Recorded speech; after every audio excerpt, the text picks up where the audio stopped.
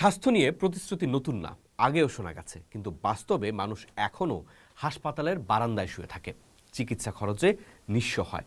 তাই প্রশ্নটা এখন আর কে কি বলছে সেটা না, প্রশ্নটা হলো কে বাস্তবায়ন করতে পারবে। বাংলাদেশে অসুস্থ হওয়া মানে শুধু শরীর খারাপ হওয়া না, অসুস্থ হওয়া মানে ভয় পাওয়া, খরচের ভয়, হাসপাতালের ভিড়ের ভয়, ভুল চিকিৎসার ভয়। অনেক পরিবারের কাছে অসুস্থতা মানে সর্বশান্ত হয়ে যাওয়া, জমি বিক্রি, ঋণ অথবা মাঝপথে চিকিৎসা বন্ধ করে দেয়া। এই বাস্তবতায় স্বাস্থ্য এখন ব্যক্তিগত সমস্যা না, এটা রাষ্ট্রের সক্ষমতার প্রশ্ন, এটা ন্যায্যতার প্রশ্ন, এটা আস্থার প্রশ্ন। সরকারি হাসপাতাল আছে কিন্তু ডাক্তার নেই, ঔষধ নেই, সময় নেই। বেসরকারি হাসপাতাল আছে কিন্তু খরচ নাগালের বাইরে। এই জায়গা থেকেই স্বাভাবিকভাবে প্রশ্ন ওঠে, স্বাস্থ্য নিয়ে রাজনৈতিক দলগুলো আসলে কি বলছে, আর সেই কথাগুলো বাস্তবতার সঙ্গে কতটা মেলে। প্রথমে বিএনপির কথায় আসা যাক। বিএনপি বলছে তারা একটি সুস্বাস্থ্যের বাংলাদেশ গড়তে চায়, দুর্নীতিমুক্ত স্বাস্থ্যসেবার কথা তারা বলছে, সব হাসপাতাল ও স্বাস্থ্যকেন্দ্রকে জবাবদিহিতার আওতায় আনার অঙ্গীকার করেছে। তাদের পরিকল্পনা আছে বড় আকারে জনবল নিয়োগের, প্রায় 1 লক্ষ নতুন স্বাস্থ্যকর্মী, যার 80% হবেন নারী। গ্রাম থেকে শহর প্রাথমিক স্বাস্থ্য পৌঁছে দেওয়ার কথা বলছে বিএনপি। ডায়রিয়া, ডায়াবেটিস, উচ্চ রক্তচাপ, অপুষ্টির মতো রোগগুলো শুরুর দিকেই শনাক্ত করার পরিকল্পনা আছে দলটির। মা ও শিশুর স্বাস্থ্যকে বিশেষ গুরুত্ব দেওয়ার কথাও বলা হয়েছে। উপজেলা স্বাস্থ্য কমপ্লেক্সেই নিরাপদ সন্তান প্রসব, পূর্ণাঙ্গ মাতৃত্বকালীন সেবা, নবজাতক ও শিশু চিকিৎসা।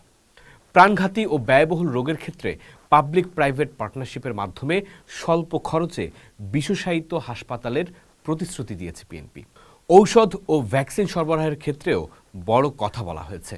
বিনামূল্যে প্রাথমিক স্বাস্থ্যসেবার ঔষধ, ডেঙ্গু, চিকুনগুনিয়া, ম্যালেরিয়ার মতো রোগ ঠেকাতে বছরব্যাপী বিজ্ঞানভিত্তিক মশা নিয়ন্ত্রণ কর্মসূচির কথাও বলছে বিএনপি। সবচেয়ে বড় যেটা, সবার জন্য স্বাস্থ্যনীতির কথা বলছে বিএনপি। যুক্তরাজ্যের NHS এর আদলে সর্বজনীন স্বাস্থ্যসেবা ও স্বাস্থ্য কার্ড চালুর প্রতিশ্রুতি দিচ্ছে তারা। স্বাস্থ্য খাতে জিডিপির 5% বরাদ্দ দেওয়ার কথাও বলা হয়েছে।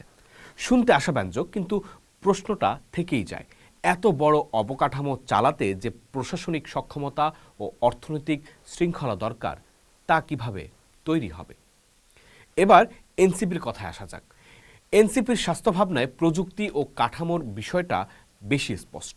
তারা প্রতিটি নাগরিকের জন্য এনআইডি ভিত্তিক ডিজিটাল হেলথ রেকর্ডের কথা বলছে, একটি কার্যকর রেফারেল সিস্টেম গড়ার কথা বলছে, ধাপে ধাপে সবাইকে ন্যাশনাল হেলথ ইন্স্যুরেন্সের আওতায় আনার পরিকল্পনাও আছে এনসিপির। জটিল ও দুরারোগ্য রোগের চিকিৎসার জন্য দেশের উত্তর ও দক্ষিণাঞ্চলে বিশেষায়িত স্বাস্থ্যসেবা জোন গড়ে তোলার কথা বলেছে এনসিপি, যাতে বিদেশের চিকিৎসার উপর নির্ভরতা কমে আসে।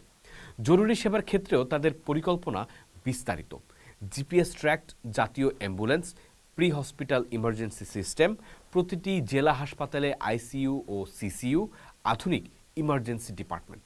এনসিপির স্বাস্থ্য ভাবনায় কাঠামো আছে, সিস্টেম আছে, কিন্তু প্রশ্ন থাকে এই ব্যবস্থাগুলো চালাতে মানুষ, বাজেট আর সময়, এই 3টা জিনিস একসঙ্গে মিলবে কিভাবে? এবারে আসি জামায়াত ইসলামীর অবস্থানে।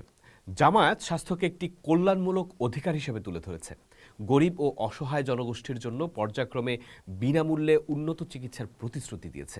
জেলা সদর হাসপাতালে আইসিইউ, সিসিইউ ও ডায়ালাইসিস সেন্টার, উপজেলা ও ইউনিয়ন পর্যায়ে প্রাথমিক স্বাস্থ্যসেবা শক্তিশালী করা, গ্রামে রেজিস্টার্ড স্বাস্থ্যকর্মী নিয়োগ।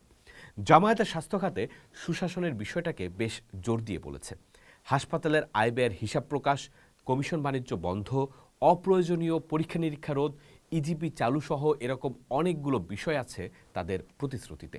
নারী ও শিশু চিকিৎসা, প্রবীণদের স্বাস্থ্য, দীর্ঘমেয়াদী রোগীদের হোম কেয়ার ও পলিয়েটিভ কেয়ার, এই বিষয়গুলো তাদের অঙ্গীকারে আছে। শুনলে মনে হয় অনেক কথা, পরিকল্পনাও বিস্তৃত, কিন্তু এখানেও প্রশ্ন থেকে যায়, এইসব প্রতিশ্রুতি বাস্তবায়নের জন্য যে নিয়ন্ত্রণ, মনিটরিং আর রাজনৈতিক সদিচ্ছা দরকার, তা কি শুধু ঘোষণা দিয়েই তৈরি হয়? সব দলের কথাই শুনে শেষ পর্যন্ত একটা জায়গায় এসে দাঁড়াতে হয়। স্বাস্থ্য নিয়ে প্রতিশ্রুতি নতুন না, আগেও শোনা গেছে, কিন্তু বাস্তবে মানুষ এখনও হাসপাতালের বারান্দায় শুয়ে থাকে, চিকিৎসা খরচে নিঃস্ব হয়। তাই প্রশ্নটা এখন আর কে কি বলছে সেটা না, প্রশ্নটা হলো কে বাস্তবায়ন করতে পারবে, কে জবাবদিহি নিশ্চিত করতে পারবে, আর কে মানুষকে আবার স্বাস্থ্য ব্যবস্থার উপর আস্থা ফিরিয়ে আনতে পারবে। স্বাস্থ্য নিয়ে আপনার আস্থা কার ওপর? পোস্ট দেখুন, ভাবুন, করুন, থাকুন পোস্টের সাথে।